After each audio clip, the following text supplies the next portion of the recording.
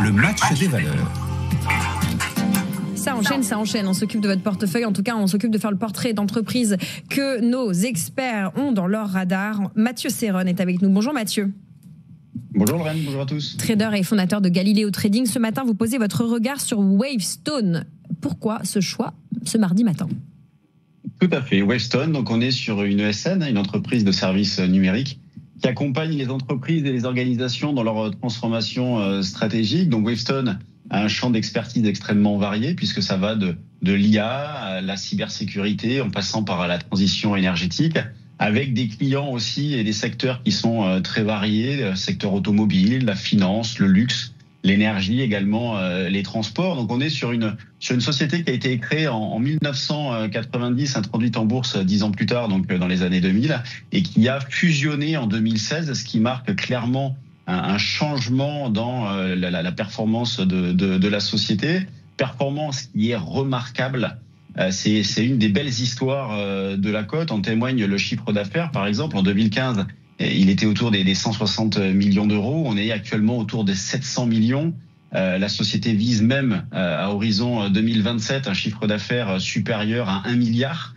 Donc très forte progression attendue. Le tout en maintenant des marges élevées. En témoignent les marges d'exploitation qui sont autour des 13%, donc ce qui est un bon signe aussi.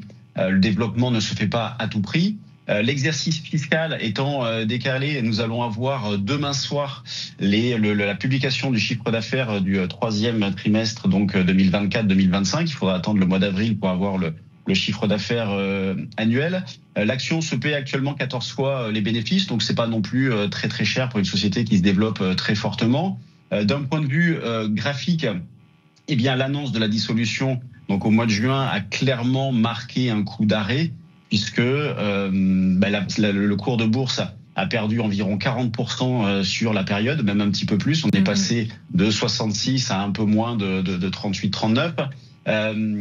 Toutefois, quand on prend du recul, on est sur une performance qui est remarquable. En 10 ans, le cours de bourse a été multiplié par 9. Donc, vous voyez, je tiens pas compte, avec les 40% qui ont été perdus. Donc, si on faisait la comparaison avec le mois de juin dernier, la performance était encore plus importante. Ces dernières années, la valeur a tenu sur un support fort autour des 40 euros. Donc, c'est ce qui constituait une zone d'achat. Moi, je l'ai proposé à ce moment-là.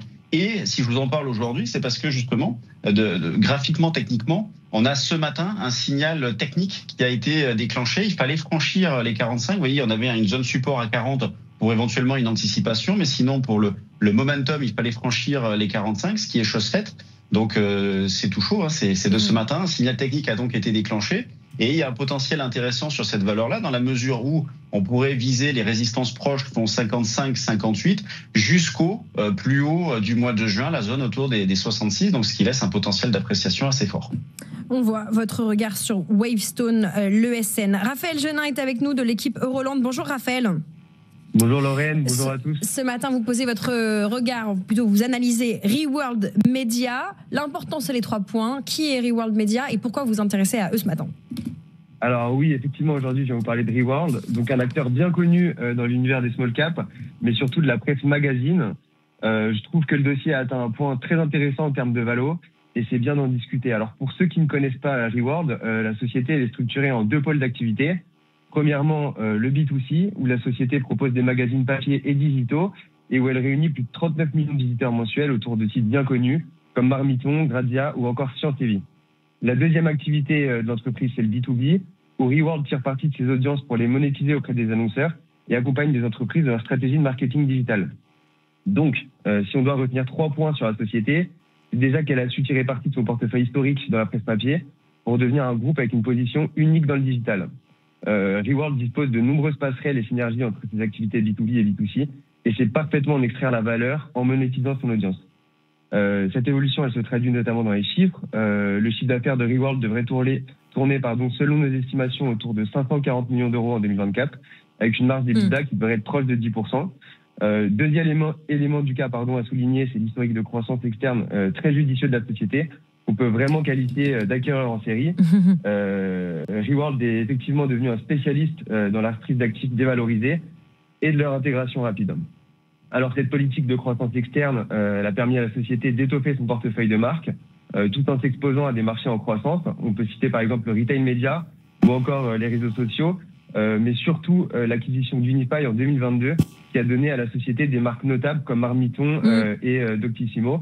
Et enfin, dernier point et non des moindres, la valorisation qui est le point essentiel du dossier. La société capitalise aujourd'hui à peine plus de 70 millions d'euros. C'est moins de 2,5 fois le PER 2025 établi par le consensus. Et ça représente une décote significative de plus de 50% par rapport à ses comparables boursiers. Quand on sait que l'EBITDA de la société devrait être proche des 60 millions d'euros en 2024, on se dit que l'écart de valorisation nous paraît largement injustifié au regard des fondamentaux de la société. Intéressant, ce portrait d'un serial acquire, d'un serial acquéreur. Merci beaucoup, Raphaël Genin, analyste financier pour Euroland, avec nous le mardi, une semaine sur deux. Et avant vous, Mathieu Serron de chez Galileo Trading.